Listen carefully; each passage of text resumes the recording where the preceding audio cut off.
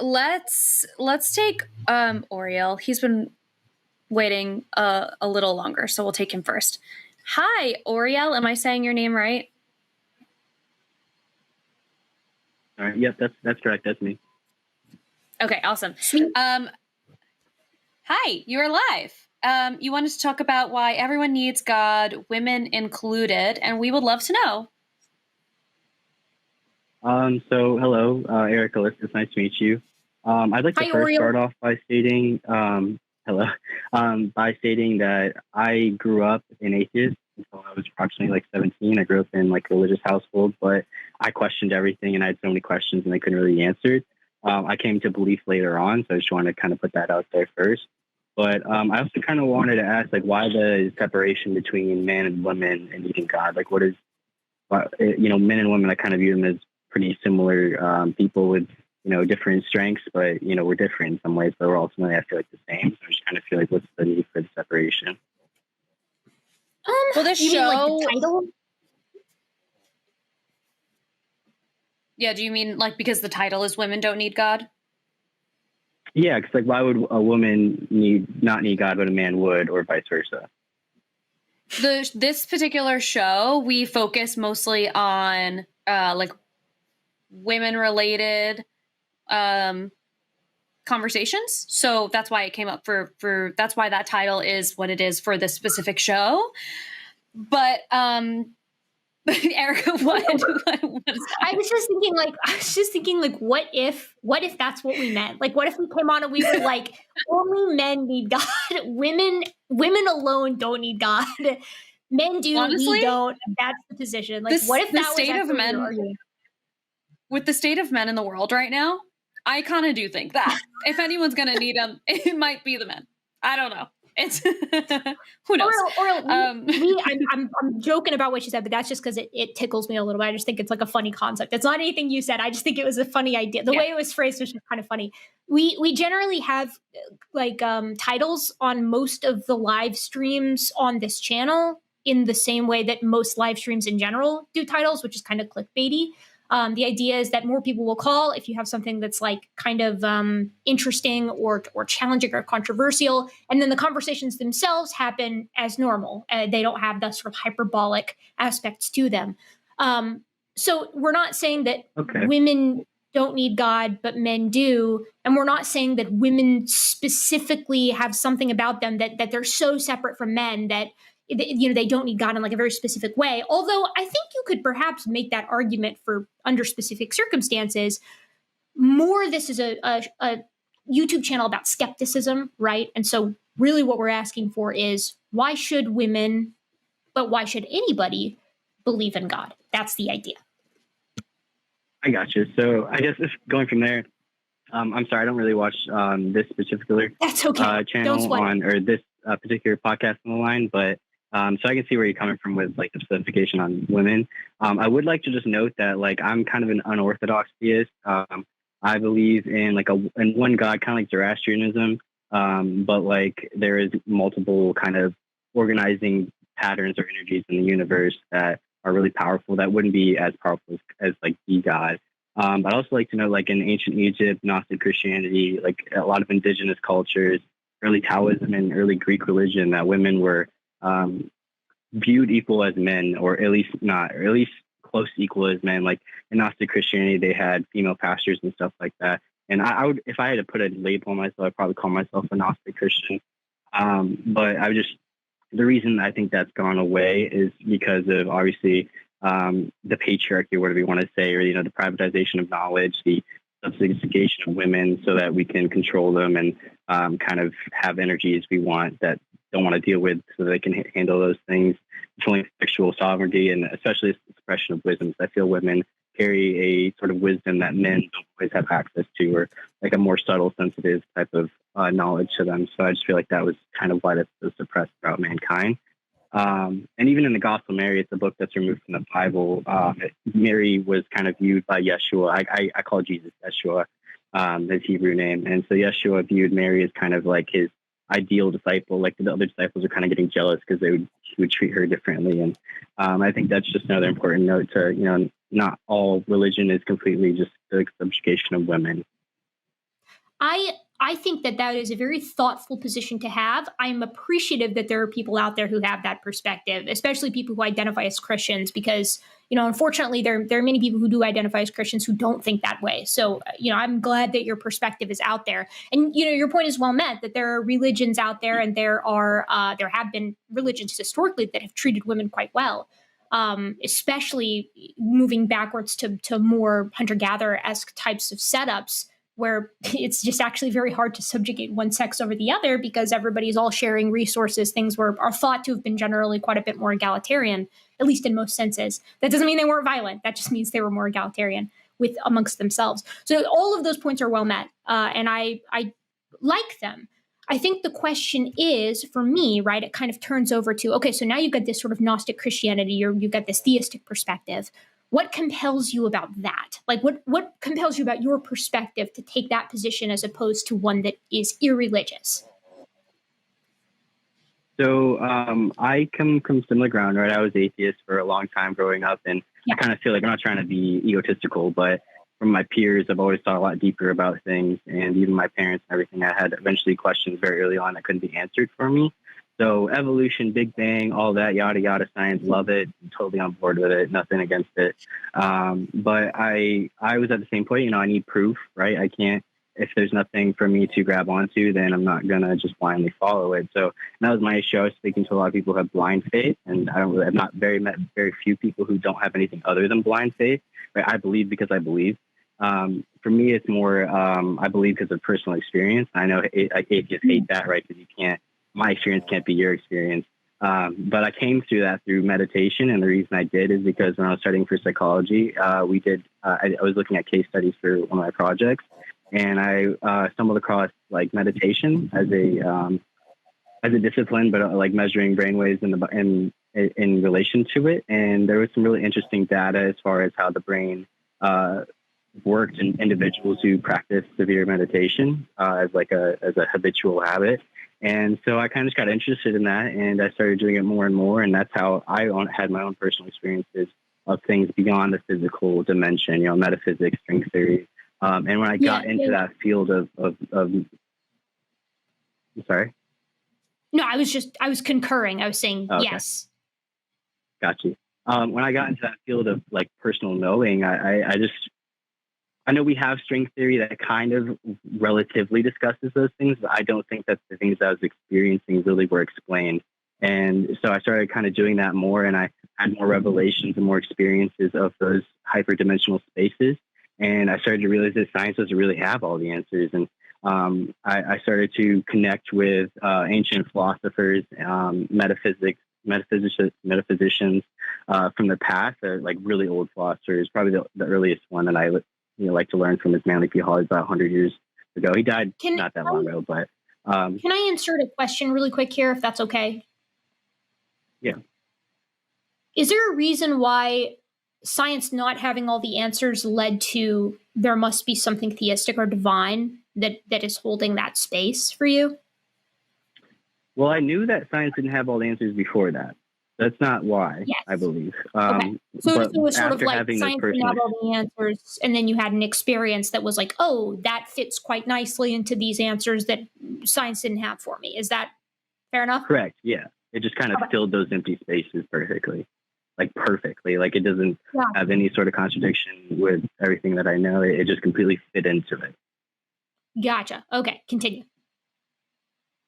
And so basically what I started to do was research or read these books, mostly Manly P. Hall. He's my favorite author for sure. I'd highly recommend if you guys are ever curious about that. If you guys like to read. But Manly P. Palmer Hall, he's just really good at he's a 33rd degree Freemason, but he talks about Christ as like the ultimate, Holy Trinity of God. Oh my goodness. But still he breaks down essentially.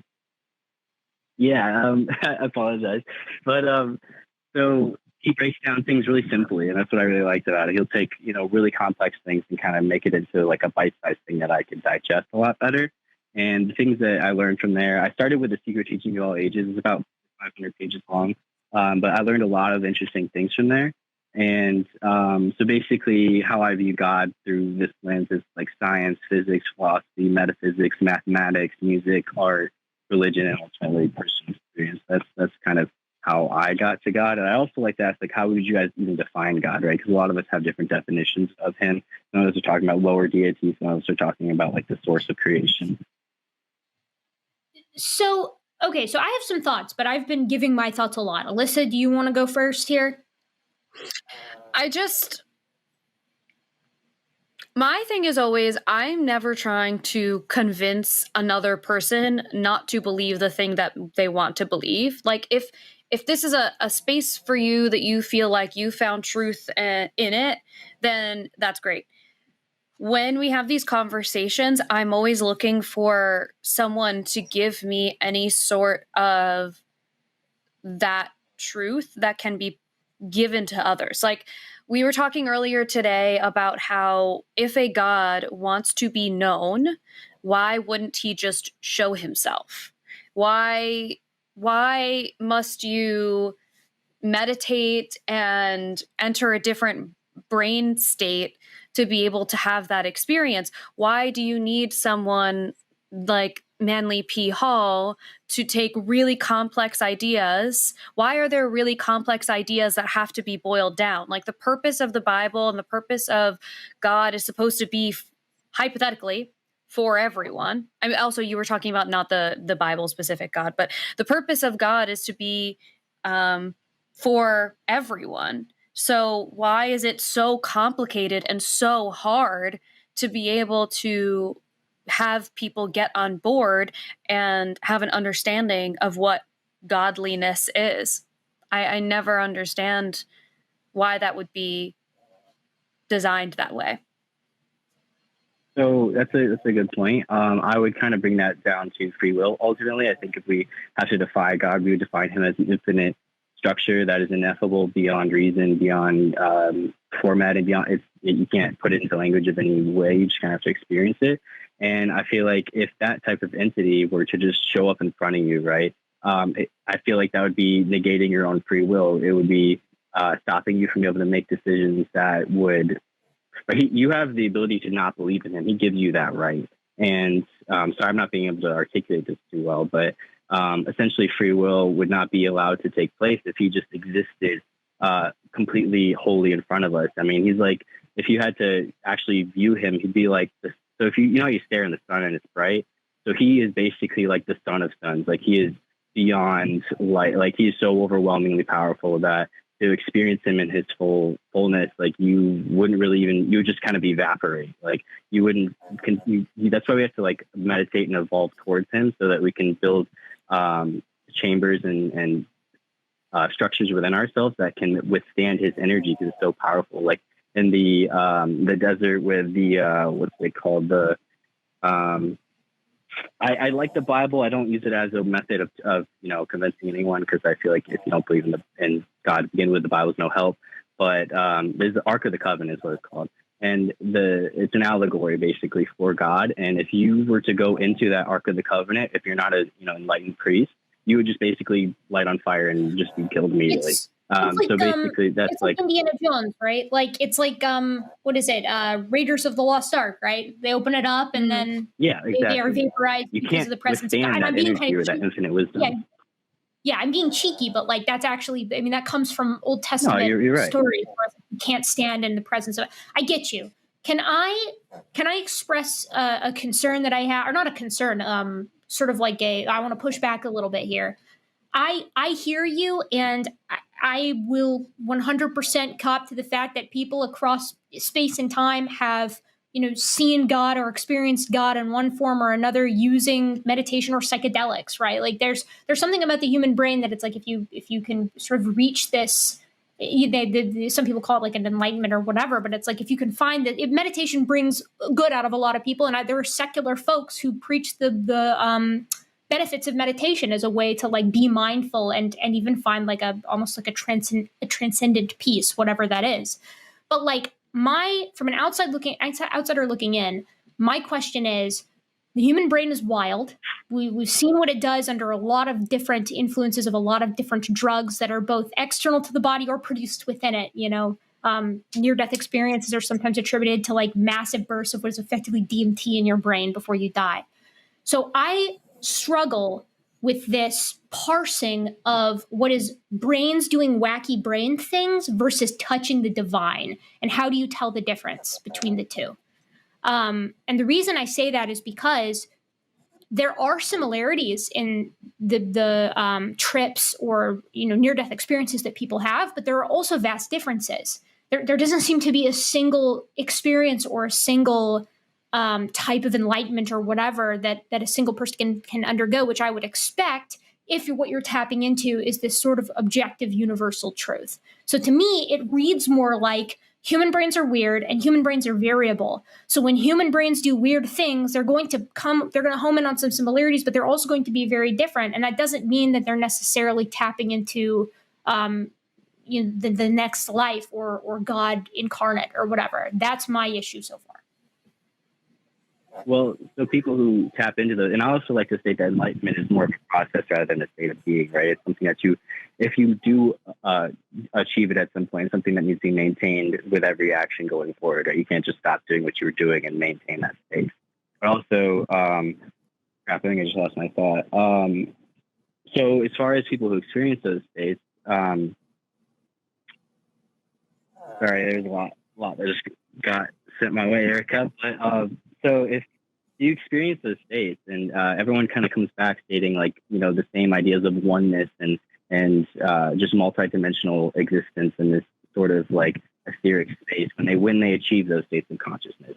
So how can all these people have all of these different experiences? And sure, all of our realities are subjective, but ultimately when you enter these spaces, it's more of an objective experience. And so how come all these people are going and having these experiences and coming back with pretty much the same adjectives to describe these spaces? Well, I think I that kind of gets at what I was saying earlier, right? I don't doubt that there are similarities between, trips that people take, be they psychedelic or meditative or whatever, across space and time. I don't think I don't have a problem with that. We know that human brains share similarities, and we know that they're also incredibly disparate from one another.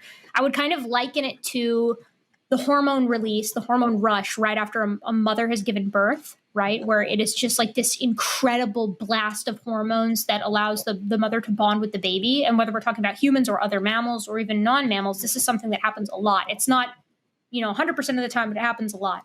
And part of that actually manages to help the mother forget the agony of birth, which is why people have more than one child.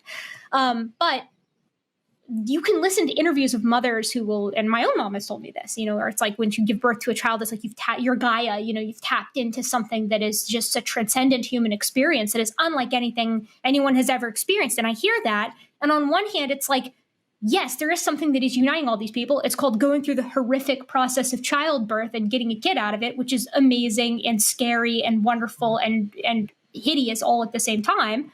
But does that mean that they're actually tapping into something supernatural, which is something that some women do report, right? That they've had this experience that unites them with every other woman on the planet, past and present, and into the mammalian foremothers of the past. It's no, that doesn't necessarily mean that that's what's going on. Brains are insane. Hormones are wild. They do incredible things to us.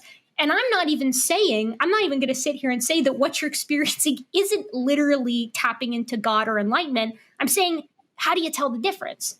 How do you tell when you're tapping into God versus when your body is doing wacky things? Because to me, the ubiquity of these bizarre experiences that humans have, be it birth or be it tripping or be it meditation or near-death experiences, that doesn't necessarily speak to the truth of the divine, but it speaks to the truth of what it is to be human, which is to be a mammal with a big gooey blob of tapioca in your head that makes you experience being. Not being hashtag supernatural, but being hashtag gooey, spongy human body type things. So, I mean, yeah, I get that. That's I don't know how to put that into words, but essentially that's the difficult part, right? Because whenever anyone has an experience, it's your own experience, and you can't know what that person is experiencing to know that they're experiencing the right thing. So one person may actually be experiencing, godhood or those types of oneness emotions and states of consciousness, right, while another is not and thinks that they are. Or kind of like how a lot of atheists are pretty intelligent and some are really stupid, and the same for theists. Some are really intelligent, some are really stupid. I mean, there's spectrums throughout all of this, and I think that it's up to the person to know what they're engaging with and how it fits into their reality and how putting those labels onto those things for yourself. It's not really for anyone else to do. So that's the fundamental issue, right? Is that it's like, I can't sit here and tell you that you didn't experience God. I don't know you. I don't know your experience. And I don't think anybody knows the brain well enough to say what's actually going on when somebody meditates and finds this incredible peace. Maybe they do. I'm not, a neurologist or anything like that. I tend to not think that it's divine for the reasons why I've explained here. But, at the end of the day, if you're trying to talk to somebody who's like skeptical on this kind of thing, that's a hard chasm to cross. That it's like, well, sometimes it is God. We can just get rid of the whole personal experience thing. Yeah, and I mean, yes, but as a last sort of thing that I want to touch on here, I've known people who have had like schizophrenic or psychoactive episodes, and sometimes you have, and I believe like the official, like the medical term is like delusions of grandeur, where it's like people think that they've met God or they think that they are God when they undergo this. And it's like, I don't think that they're tapping into divinity when that's happening. I think that brains are annoying and chemical imbalances in the brain can be scary and they can make us do weird stuff. But you can generally tell that people are unhealthy, can you not?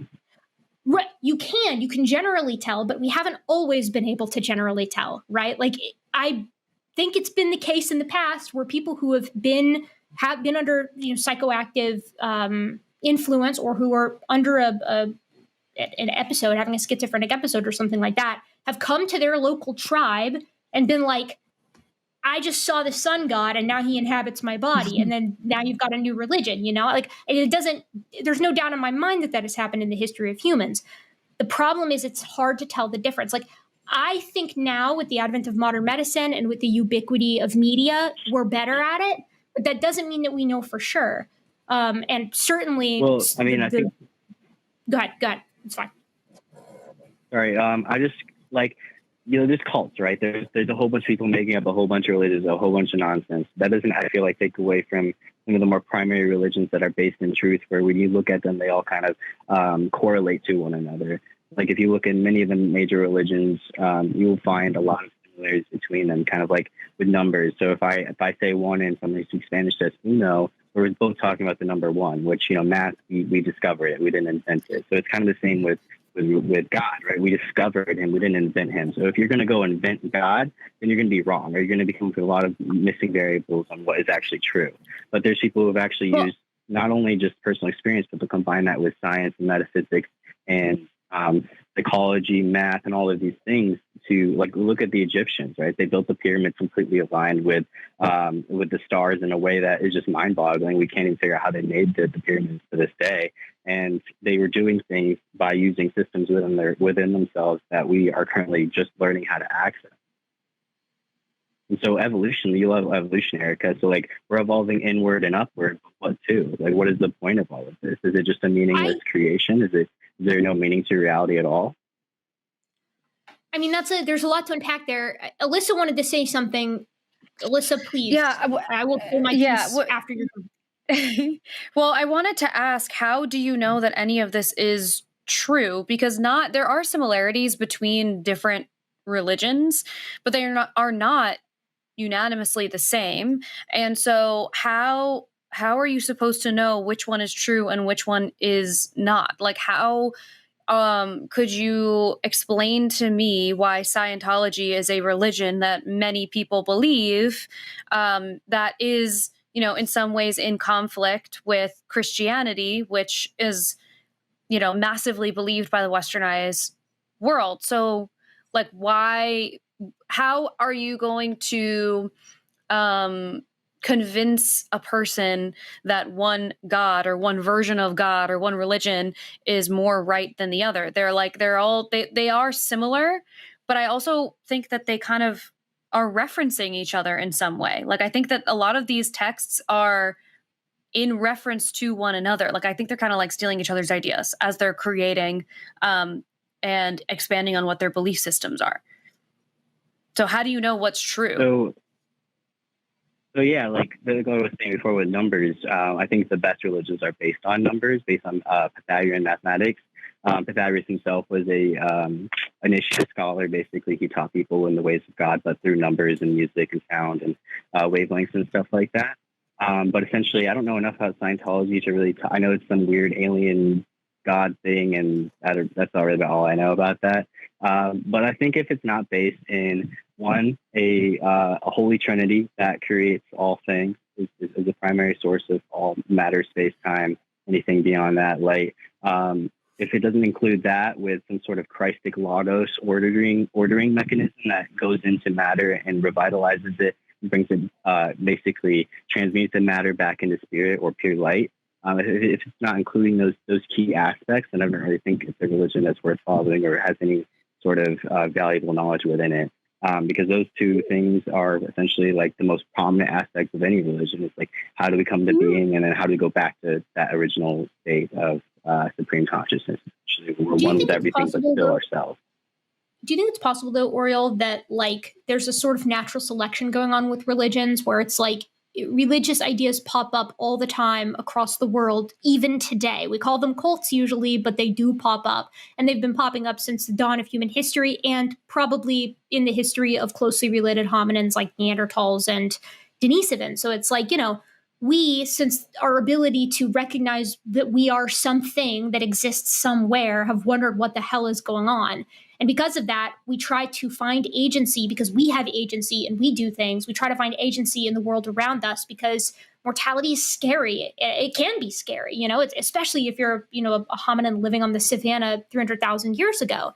So do you not think that it's possible that hominids have been coming up with ideas with how to explain the world around them, and the ones that are the most personal and the most hopeful are the ones that stick around and gather the most followers? Like, for instance, you can be forgiven for everything evil that you've ever done, or that one day you will be reunited with the oneness from whence you came, right? Or that there's some objectivity to this idea with the mathematics and the beauty of the natural world. It's like, I'm not saying that that's what's going on. I'm saying that that is another plausible reason as to why we have religions that share so many similarities with one another, why we have a trickster god in a lot of religions, and why we have demigods in many religions, or global floods in many religions, or mythical beasts and powerful heroes who slay them in many religions.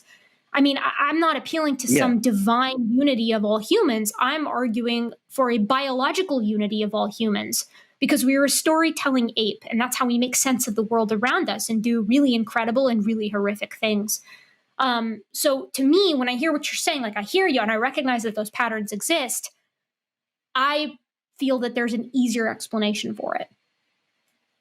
Also, we do know how the pyramids were made. I wanted to say that. We do know how they made the pyramids. It's rope with salt and a whole lot of human laborers. Okay, I think I'll have to look into that. Could you tell me real quick what, like, study or whatever you use for that? Because I've actually not seen that. Yeah, I think you're going to have to let me look it up. I don't know it off the top of my head. I think it was by the same guys who showed how you could move the Easter Island heads by rocking them. It was basically, there's this group of archaeologists that they try to show how these ancient monuments can be built using modern techniques, but the techniques aren't modern. They're just ancient and clever. While you're talking, I'll find the study for you. Okay, cool. So what I feel like I think it's pretty interesting that we have this pattern of throughout mankind, since we were Homo erectus and even lower. Well, actually, I don't know when we built language and non-linguistic, but I took a little bit of anthropology, but not too much. So, since we developed language and we're doing all these things, we started to have probably personal experiences with the divine. I mean, we didn't live in a hyper-stimulated society. We lived in caves and we lived in very still lives where we were constantly in meditative states, where we didn't even always have language to use. So we may have been tapping into higher brainwave cognition levels at just a natural state of being. And I also don't think magic is real. I kind of feel like magic is just things that we can't explain with science yet, but can eventually explain. Because there's a lot of things that if you took things from today and brought into the past, it'd be like, well, that's magic. And it's just science. And so I feel like just because, sorry? Oriel, because I'll forget it, honestly. What do you feel like is the difference between magic? What do you think the difference is between magic and miracles? That makes one true and one not. I think a miracle and magic is the same, essentially. It's just that we maybe can't explain it with what we're seeing or what we're experiencing or with the science that we currently understand, but that if we were to evolve to a certain period state of consciousness and knowledge that we would be able to explain it essentially. So who's to say that the existence of God and the existence of these religions as they have existed up until now is exactly that? It is exactly what Erika said. It is a reason for the things that we could not understand. It filled in the gaps of places where we don't have an explanation, and that's all that it is. But that doesn't mean that it's the truth. Like we've used this example before, but we used to think fires were magic as well too. We used to think fire was magic, and we know that that's not the case any longer. So who's to say that that is not the case with God as a whole? So as far as that goes, I mean, as we expand into our realities, we only see less than 1% of the color spectrum. Even with our tools, we don't see very much. I think there's so much more to experience and know, like string theory, and I think string theory is up to like 11 different higher dimensions or something like that. Something crazy. I think where we'd ultimately start to... There is much more to experience and know. You're totally right on that. But again, I think the area where I'll just say this one thing and I'll boot it back to you. I'm sorry. The issue where we're kind of butting heads, me and Alyssa and you, is that it's like you see this immense chasm of knowledge that exists because we're only human and we're doing our best. And that's where you put the divine. And Alyssa and I just say, we don't know what's there. We don't think it's divine. We have like the phi ratio, right? We have the golden ratio that where we see the most amount of orders through this ratio. And I think what you would start to see is that, everything is energy and energy cannot be created or destroyed, and that the universe is far more alive than we ever thought. And I think right now we don't have the ability to sense life forms in higher dimensions. So I think once we start to be able to do that we will be able to start realizing that, this isn't magic. This is just higher dimensional entities interacting with lower dimensional space. And you'll see that the whole universe is ordered by math and geometry, essentially fractal geometry. And so what we're going to start to see is that, everything isn't meaningless. Everything is ordered over some sort of blueprint. And whether that takes you to God or not, I think that's also, again, a personal experience that you have to walk yourself. But ultimately, I think that we can very much see that the universe is ordered and that chaos is not the norm. Chaos wants to find a orderly place, right? It builds galaxies, it builds solar systems, it builds planets, it builds stars. Even stars themselves, I mean, they have all the characteristics of what it is alive, right? They live, they burn energy, they reproduce by exploding and creating more stars, and they can't remember all the things I read about that, but essentially they have a lot of aspects with what it is to be alive, and they order space around them. They keep entire solar systems in check, and the reason we are alive is because of the sun radiating its energy onto us and building us up. Erika, you want to say something? And this is also the evolution part I was getting into, is where, inward and upward, or what are we going towards? Yeah. So what I'll say is that no, the sun does not meet the characteristics of being alive. But I wanted to interrupt you because I wanted to give you those sources. And somebody in the chat corrected me. It's not salt and rope, it's sand and rope, which makes more sense because there's plenty of sand in the desert. Here are just to make sure that you have a pen and paper there, Oriel, while I tell you this. The first source is Sticks, Stones, and Shadows, Building the Egyptian Pyramids by Martin Eisler.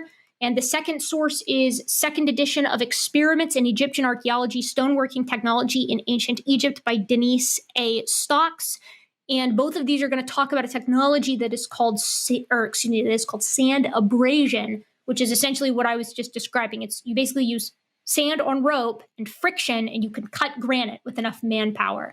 And then you have to move them, but it's actually quite, I won't say it's easy. It's technologically simple to move large blocks of granite. Just put logs underneath them and roll them along the ground. It's horrific, but if you have enough life to throw out, do it. How do you move like a 10, I don't know how heavy the blocks are, but they're like 10 tons, 100 tons or something like that. How do you move that to the top of a pyramid? With ramps. Yeah, but like who's going to pull it? Like, even if you'd have to have like thousands of people, would you not? Yes, you would have to have thousands of people, but that's what corvée laborers were for. But what's interesting is that what is it? It's someone Khafre and Menkaure. Those are the guys. I forget the first of the three pharaohs who commissioned the pyramids of Giza. But the pyramids of Giza didn't come out of nothing, right? Like before the pyramids of Giza, you had the bent pyramid, you had the red pyramid, and you had all of these mastabas. And it's basically just experimental workups to getting to the pyramidal form that you see at Giza. In fact, the bent pyramid is funny because it's so human. It's just painfully human when you see it. It's like they're coming at this pyramid and you see them and they're building and they're like, what, we're building too steep. And then they're like, okay, just finish it. And it's like clunk, it's this very awkward looking pyramid because humans, we were still learning.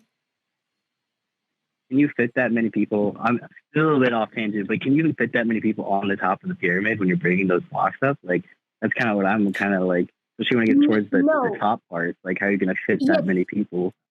So if you look at a picture of how the pyramids were built, right? This ramp isn't coming like, a mile away at a steady incline. It's a ramp that sort of hugs the side of the pyramid. So when you're moving these big blocks of the pyramid, whether you're using some kind of water transport to get them to the pyramid side in the first place, or whether you're just using logs the whole time, you're basically taking a log and putting it in front. You've got like 6 logs, the blocks on top of the logs, it's rolling along the logs, and then somebody in the back pulls one out and sticks it in the front, and you continue to roll it. Once you get it to the level that you want it to be at along the ramp, you turn it, and then you push it onto where the blocks are supposed to go. Either, you're at the base level or you're several levels up. And then these blocks are typically capped with limestone, if memory serves. Okay. It's not, what I'm saying is that I just want to say Yeah, go ahead. I just want to say for the chat, my personal opinion, it's obviously just an opinion from what I've read in places, but I think sound is kind of what created the universe. And I feel like they use vibratory sound to move these incredibly large things and to also cut through them. But I think this is kind of besides point. I do appreciate having that conversation, but I also want to talk about stars because, like, said they're not alive, but like they metabolize energy, right? They're born, right? They formulate themselves kind of like we're born in the womb. We start very small and they get bigger and bigger. So they start very small and they pull in a whole bunch of stardust and get bigger and bigger. They grow. They have a can depth, I ask you, structure. Before we move on to stars, can I just ask one more question about the whole pyramid conversation? Yeah, because as we were having this I just don't want to interrupt and backtrack. As we were having this conversation, what frustrates me is this is an exact example of a situation where we did not have the answer. You at that time did not have the answer for how these things were created. And so you filled in the gap with God in some way, shape, or form, or that's not divinity. So it's some what's the word? Not divine, but like metaphysical. I just meant more type of thing. I meant more of a metaphysical science, like a science that is beyond our current understanding, because we like to separate God from science, and I feel like that really sets us back. So, but my point in bringing this up is you filled in the gap with metaphysical because you didn't have a better answer at that time. Erika is able to provide a better answer to you. So this is an exact moment where why did it make more sense for you to say the pyramids could not have been built because I don't have the answer for it. They could not have been built by human beings. It had to be something metaphysical. I also hold on. It also is, I think there's also something interesting about when people do this and they take all of the credit away from the human beings that created this really amazing thing. Like if I were to believe that there were other forces at play to build the pyramids, I would think that they are like less incredible. The reason why the pyramids are one of the wonders of the world, one of the most incredible things that we've seen, is because it is an insane achievement for human beings. It also is an achievement based on the backs of the lives of people who were slaves and had to create that. So it's like you're taking all of this credit that should go to the human beings who figured out how to do this, which is incredible. And then also the blood, sweat, and tears, literally, that built this pyramid, and you're giving it to something metaphysical. And it's like, that feels like it almost like diminishes the accomplishment and the achievement of human beings in those moments. Do you see what I mean? It's like, I don't know if that's even useful to bring up to you, but I do think about that a lot. And then can I just also note, like, I'm reading the chat. Everyone just being really toxic. I don't really care, but like, I'm here in good faith. I'm not really trying to be rude or anything, but I'm also listening to you. They're saying that I'm not listening, but doing my best here. But what I meant basically is that humans definitely built the pyramids. It's just that basically that I feel like they had tools and abilities, not abilities like of their bodies, but they had scientific understandings that we don't of matter and space, and they thought they were able to use that to manipulate their surroundings in a way that we can't even fathom to this current point in time, because science basically rejected a god. But we can fathom because Erika just explained it to you. Yeah, like I think that would be epic. Right, and like so it's kind of like we weren't there though, so it's all really just a theory. Oh no! Because the thing is that like ideas leave traces of themselves, right? So when we look at the Egyptian pyramids and when we find what is effectively the blueprints, the orders from somebody like Menkaure to build one of these pyramids, there doesn't seem to be any mention of any technology that we are unfamiliar with. That's true that for a while, people weren't 100% sure of how the pyramids were made. Likewise, we weren't sure how people on Easter Island managed to move those beautiful heads into position all over the island. But people are incredibly clever, as Alyssa was just saying, right? I mean, we found these beautiful jade bracelets that are associated with Denisovans. We find art associated with Neanderthals, right? Like we know that humans aren't the only ones who were capable of this kind of thing, of doing things just because as humans, we're obsessed with being like, I was here. We're obsessed with leaving behind a trace of ourselves so that other people know that we were here, that we were somebody, that we lived a life and that we had these dreams and that, you know, we wondered about the same things that they wondered about. I just don't like, I'm not saying that there's nothing divine going on. I'm saying that we don't have any evidence that there is. If you want to appeal to like wild technology for something like the pyramids, you got to show that there is one, a question that simply can't be answered about it, that there's no Occam's razor way to answer the question. And two, you have to show that there's traces of something that we can't explain. If you went to the pyramids and you found like an insane amount of radiation or something on the capstone or where the capstone was, we'd be having a very different conversation, right? Or if you found like an expansive temple complex with gears and electric lights beneath the pyramids, we'd be having a different conversation. But as it stands, these are wonderfully impressive monuments that were completed, you know, by corvée laborers, blood, sweat, and tears, as Alyssa said, right? Using methods that are gratuitous to say the least, but did get the job done. We see something similar with Stonehenge. We see something similar with the ziggurats of South America or of or over in Southeast Asia. And people often ask, why did the pyramid keep showing up so many times? It's because it's the most stable structure. That's the only reason. You don't build a perfectly vertical obelisk of the size of the pyramids because it's very difficult to do, which begs the question, why is everybody building the most simple structure instead of these incredible feats of architectural superiority if they have the help of advanced technology? Because we do that today. They're called skyscrapers. But we don't find any ancient skyscrapers. We find much more structurally sound monuments that are honestly more impressive than what we're doing today in some ways, just because of the scale and what they had at their hands at the time. But they're clearly products of their time. And you got to show a hole there before we start appealing to extraordinary causes, I would say. Yeah, I just think there's kind of I don't really view it as like magic or God or anything like that. I feel like, is it a connection to God? Sure, that brings these insights. Like we look at the chambers inside a pyramid that are fully built to like mathematic precision, and like some of them echo sound in such a perfect way. Like they were using these as temples for something. And I don't know exactly what. I think there's definitely some incredible like spiritual process going on with these. But I don't know exactly. I'm not really like a scholar of Egyptian stuff, but I just feel like the level agree. That they had everything aligned with the stars. And we do this all over the place because you're living in a time period where there's virtually no lights, and at nighttime you look up at the sky and you see the color of it and the immensity of it. It's like that's not surprising to me, because we did the same thing with the moon, we did the same thing with the sun, we do the same thing with all celestial bodies because they're cool as hell, and we like to venerate ourselves and we like to venerate the world around us. But the problem is, So just because we do something and find divinity in it and spirituality in it, and because we assign spirituality to it, doesn't mean it's so. Right? We also used to have very common rituals all over the world to deal with migrating uteruses because people believed that that's what made women crazy. And that's where the word hysteria comes from. It was, I think it was Hippocrates who was responsible for it. Yes. Or Hippocrates. I'm not sure if you say Hippocrates or Hippocrates, either one. But it's like, they quite literally put fumes in front of the vaginal opening to try to bring the uterus back down to where it's supposed to be. And this is something that emerged more than once as an idea because people are people and we have similar experiences, and sometimes we converge on the same ideas to explain them. Sometimes we don't, but sometimes we do.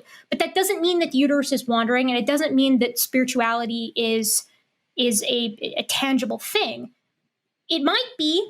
It's not like the uterus and that we can disprove that it wanders, right? But it doesn't mean that it is. And I think that's where our breaking point is here tonight.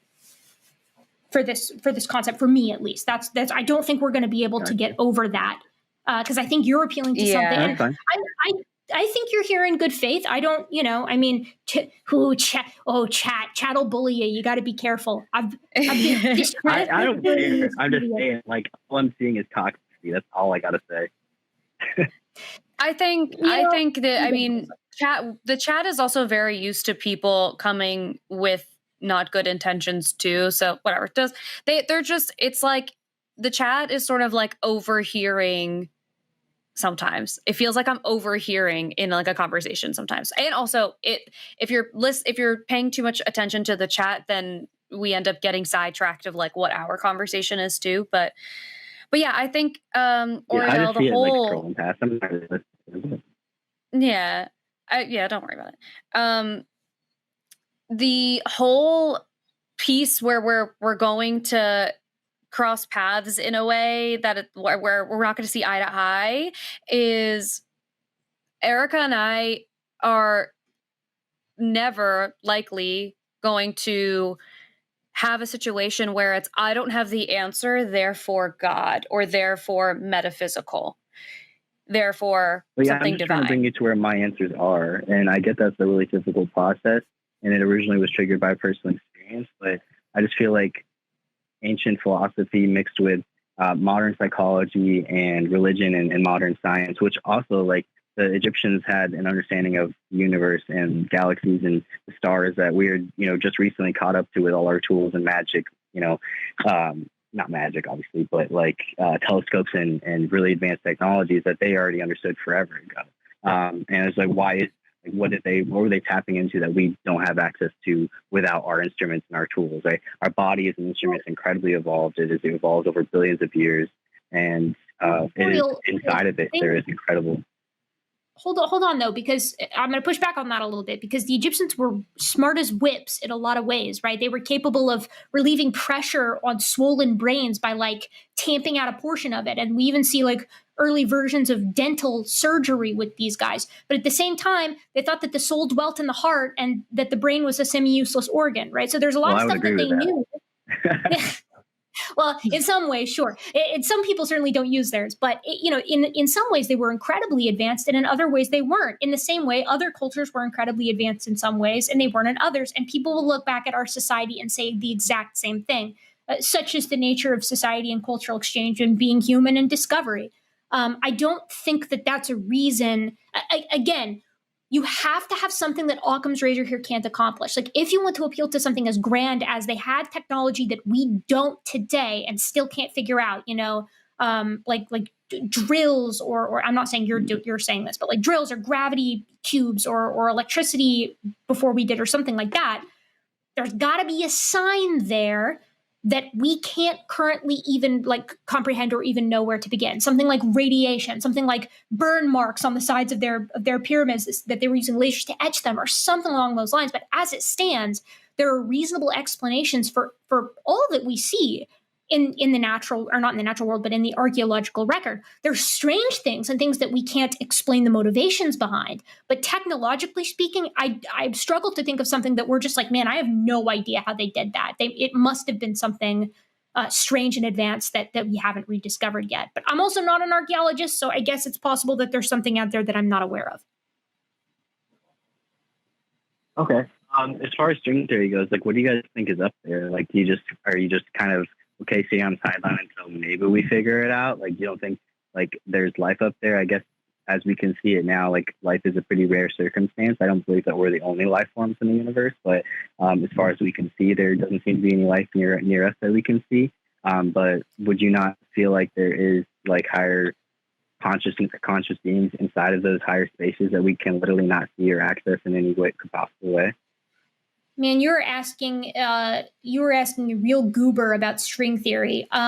It's funny that you mentioned this, because the other day I was like, this is actually like last month, I was sitting around and I was like, I don't even think I know what string theory is. Like, I don't even think I have a firm grip on it. So my husband and I sat down. I thought string, did you like figure it out? Because I thought string theory was like, people are fated to find each other and there are like events along the way. That's literally what I thought string. No, what is that? That's like a string theory, but like in the sense that it's like you find your fated other half. Like the string theory, I think that Oriel's getting at is the physics theory that it's supposed to be a theory of everything. So it's supposed to tie together like the four major forces in a way that unites gravity with the other three.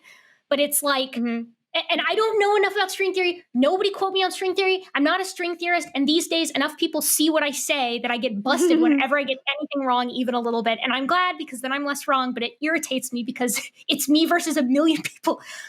My understanding of string theory is that it's fine. I just explained my thing of string theory and like the chat is like, LOL, Alyssa. Listen, that's what I thought. Okay. I'm honest. I'm going to tell you what I thought. Whatever. Exactly. Whatever. Like who and I'm telling you, you said that in part because I just said I literally didn't know what it was. Well, I had a vague idea, but it wasn't until recently that I got a better grip on like what it is that they're actually saying, what the physicists are actually saying. And what Oriel says about needing extra dimensions to make it work is true. To the best of my understanding, I think they got it down from double digits to like 8 extra dimensions maybe, but that would be extra. Still, I think. Is it at 11? Okay, you might be right. I'm not sure. But the idea is that, it works, but you need more dimensions than the ones that we inhabit. Therefore, it's like there are bits and pieces of it missing. We can't quite use it as a unifying theory of everything yet.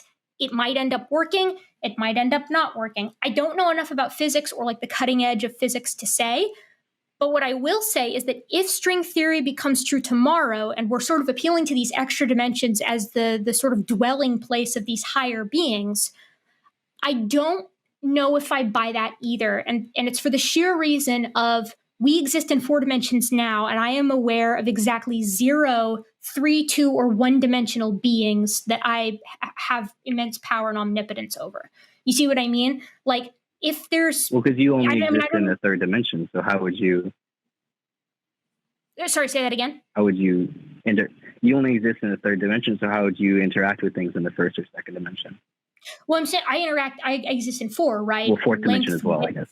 Height and time, yeah. So I believe I exist in... But our primary consciousness... Yeah, sure. But it's like, because I can't, that's what I'm saying, because I exist in 4 and I can't interact or oversee or be omnipotent to anything that exists in fewer dimensions than me, why would I expect that God is just this higher dimensional being that can interact? Like, there's no reason to think that even if there was life that inhabits all of these other dimensions in a way that is somehow analogous to humans with consciousness and whatever, that they would be godlike to us, as opposed to something that is almost just imperceptible because we don't occupy space and time in the same way, if that makes sense. That's my understanding of it. So it's like, to me, string theory doesn't help or hurt you. But I also don't know enough about it to talk about. You got a call when Aaron is back on. Okay. Dr. Adair. So I would just also say, like, we can't really, as far as like seeing, I don't think higher life forms really exist in lower dimensions anyways. You need higher dimensions to create those higher structures. But like, you can't, like, for your eyes, they see the world in 3 dimensions, and 4th is, I guess, technically time. So that's inherent, but you can't just like turn your eyes into like a 2-dimensional lens and just see 2-dimensionally, right? So we don't really have that ability. We see 3-dimensionally. And then as far as like the other dimensions, right? Like, so why would somebody in 11 or 10 or 9 or 8 or 7 or 6, how would they be able to peer into, the podunk dimensions that I inhabit, Like, what makes you think that they're able to interact with us? we can create examples of the first and second dimension, but we can't like alter our genetic structure to actually change ourselves to see that way. So like a higher dimensional being, I mean, obviously I don't know what they would consist of. Well, because they'd be so much more advanced. I mean, for you to exist without a body, without a physical body. Right. You see what I mean? Continue like, to get more advanced. And right. So we as self-conscious beings on Earth are among the most complex and aware entities on the Earth. And I think it's kind of, there's levels to it as well in the higher kingdoms, right? So there are things that are higher consciousness than us, more self-aware than us. And self-awareness ultimately comes down to the whole universe, right? Everything is one non-locality. Everything is connected to each other. And maybe, Oriel, but I don't know that follows. Like that might be the case. I don't know. I don't think we know enough about physics to be like, to preclude that as an idea, or to say that string theory is definitely true. I mean, I can't, I'm the wrong person to talk about that, first of all. But second of all, to me, this sort of comes back to the fundamental disagreement that Alyssa and I have with you on this, which is that it's like, for us, an open question is an open question. I don't know if there's going to be a theory of everything. I don't know if something can unify the four forces or whatever. If it can, I don't know what that would even look like, because I'm an idiot when it comes to this subject. However, just because I don't know the answer to it doesn't mean I think that it's necessarily divine or spiritual, or even that it leads in that direction. I'm comfortable to sit here and say, I don't know the answer to that. But I feel like over the course of this conversation, I feel like your instinct is, when something is kind of strange or weird or unknowable, you find it very easy to say, well, that's God, right? Or that's the unity of the universe, or we're all tapping into something at the same, you know what I mean? And like, sometimes mundane answers exist, is what I'm saying. And I worry that your reluctance to accept mundane answers and stuff like the pyramids might be reflecting on your not inability, but your reluctance to accept or entertain even mundane answers at the cosmic scale, especially when we have no idea what's going on. Well, okay, that's throwing shade on physicists. Dr. Adair probably has some idea of what's going on. I don't have any idea what's going on. Okay, I get you. And so maybe we can just kind of, you're looking for proofs and you want them to be material, and God is an infinite being. Do we agree, at least, that infinity is a concept that is real and exists in math? That infinity is a concept that is real? Yeah, is it real? Does it have, I think infinity is real. Existence in reality. I guess. I guess it's real, but I also, infinity feel like the only thing that I can think of that is truly infinite would be like space. But that's because as far as we know, it's infinite, but like hypothetically that could change. Well, and it's expanding, right? So we continue to watch it expanding faster than light. So to us, it's and you can even see infinities inside numbers, right? From 1 to 2, you can have infinite numbers with 2. So there's infinities inside infinities. What were you going to say, Erika? No, I was going to say, like, I was thinking of it in a mathematics sense, because it's like, okay, yeah, like infinity exists in math, but then I started thinking about it and I was like, is infinity something that it's kind of broken my brain. Like, is infinity something that you can observe? Is infinity something, like, if I took half steps all the way across this room, I could take half steps an infinite amount of times and never reach the other side, right? Like, in that sense, infinity is real, but at the same time, like, I tend to understand it only within the context of mathematics. So I don't know the answer to that question. I don't know what a physicist. Our reality is ordered by math, is it not? Everything that we know about reality is always put into mathematical figures. Right, but my understanding of physics models is that we have a lot of physics models that exist out there that work mathematically because of infinity, but then there are also mathematical models that you can sort of solve without using it. So it's almost like a stand-in or something. I don't know if I'm saying this right. You don't need infinity for every model, but you need it for some. And then all I'm saying is, though, that we use math to kind of justify theories of our understanding of reality. And infinity is a concept within math. And if we use math to justify very well-known and proven theories that we all agree is true, why would it not also be the same for infinity if it exists within math?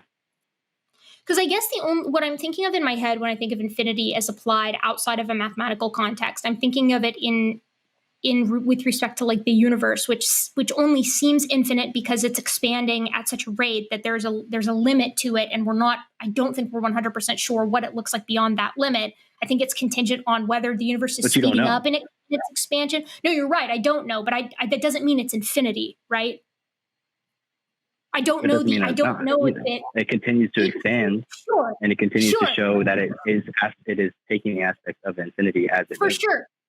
But I also don't know if the personal experiences that you've had in your life were you getting in touch with the divine, right? Like, I don't know if that is or isn't, but right now I can't answer that question. I also don't think I can answer the question as to what is beyond the cosmic horizon. I think we have a suspicion that it's depending on, again, the speed at which the universe is expanding, but I don't know. I think infinity is real in math, and jury's still out for me as far as external to math, I think that's my answer to the question. But I don't know. I'm an idiot on this subject. Did you have anything to say before I go on? No, I agree. I also would add that somebody in the chat had said that life is described with math. Hello. It's getting late. My brain is operating at half speed. Life can be described by math, but math is not describing life. So just because infinite is a concept that we have in math does not mean that infinity has to exist in a tangible, provable way as a theory. And I also I want to also be mindful of time as well, because we've been on this call for, I think, like over an hour, just over an hour. So I'd like to wrap this up relatively soon, but sure, of course. But if you'd like to, if you have other things you want to add, about the infinity of it all as your final thoughts. What I was trying to get to with that is if infinity is the concept that exists in reality, then that is what I view God as. I view it as an infinite being, beyond it's ineffable, right? Like as Erika said, you can't imagine it. It goes beyond our ability to reason. And so if you're basing that off of, if you're putting yourself in that lens, then math is basically this way we know the universe. I can't remember if I'm wrong on this, I might be, but there was some theory that the universe is a matrix, everything's based on zeros and ones or something like that. I may be wrong in that, but basically what I'm getting at is that 0 through 10 basically is the creation of the universe, right? So with 1, we have the monads, the source of all. And so it's like a stretched line, which is basically just 0 moving. So it's a 1. The monad is the first principle, which is unity and the uncaused cause. And this represents like ultimate divinity. This is what I think all true religions worship, is like this source creation, this one. It's indivisible, so there's nothing that can divide it. It's unchanging. It always is what it is. Everything can be divided by it. And so it's just essentially like this perfect representation of God. God is the one from which all things come and to which all things return. And then we have 2, which is the dyad, which is duality. And we have essentially like the Vesica Pisces of creation, right? So 2 things interacting with each other, the positive and the negative, the male and the female, to create everything essentially from those 2. And from those 2, that's essentially just polarity. And then from those 2, we get 3, which 3 connects together as a triangle, a perfect equilateral triangle, if we're being precise. And this is like the harmony of the universe. Right? Everything goes through this lens. If we take a white light and put it through I don't remember the word for it. It's a triangle, but like you put a white light through it, becomes a rainbow, right? So this is what basically 1 shines its light through the 3. So this is the harmony and the logos. 3 is the number of completion, balance, and divine expression. And this is all Pythagorean mathematics, if anyone wants to look it up. This is who I learned. And so that's the Trinity, which is in all predominant religions, like you'll have some sort of Trinity that has the source of creation. And this is where like everything starts to really get crazy, because we start to get real shapes. We get the tetrax, which is the number 4, which is a square, but also can be a triangle, which can also be a circle, 360 degrees. It only is by the way, it's only a triangle if you make a tetrax. but a square and a circle are identical in degrees, or 360 degrees. It's the male and the female. It's also why I personally feel men and women are so equal to one another. They're different, but the same at the same time. You need both to create in the world. You need to respect both, essentially. But the tetrax is interesting because when you make one of those, you get 10, and 10 is essentially the completion. Do you think maybe, I think just for the sake of time, I think it might be wiser to like... That was about it. Maybe, yeah, okay, roger that. Okay. Well, thank you. This was a fun conversation. I, for one, enjoyed it. I appreciate it. Thank you for calling in. Thanks for the time. Yeah, and I respect your guys' perspective. Thank you for respecting mine. I hope you guys have a great rest of your time, and God bless. Of course. Thanks, care. Thanks, Oriel. Sometimes when conversations go in that direction, I'm like, either I am dumb, or I'm really tired, or secret third option, we've lost the plot on the conversation and I don't know what we're talking about anymore, which I think is where we were at. I was like, I actually don't know what's going on anymore. I lost it somewhere along the way, lost the breadcrumbs along the way. I think it's so hard too. And, to his credit, Oriel talked about this at the beginning where it's like, he's got a lot of this coming from personal experience, and like that's just not going to hack it when it comes to this kind of show, right? Because it's like, I can't experience that. The 10 things, like, that's going to be harder to get across for me. And it felt like there was a lot more there that had this been an hour ago, we could have perhaps unpacked, but I think we'd reached a point here where we've been going for a while. Yeah. Do you have closing thoughts on that?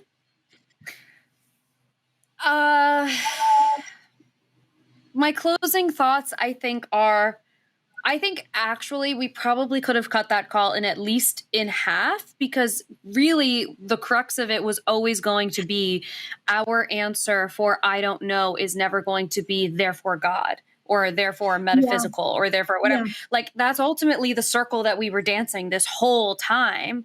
I think the pyramid thing, for me, the pyramid thing was very revealing, right? Like, I think we probably could have cut it after that, because I think that kind of uncovered the fundamental difference in how we're coming at this.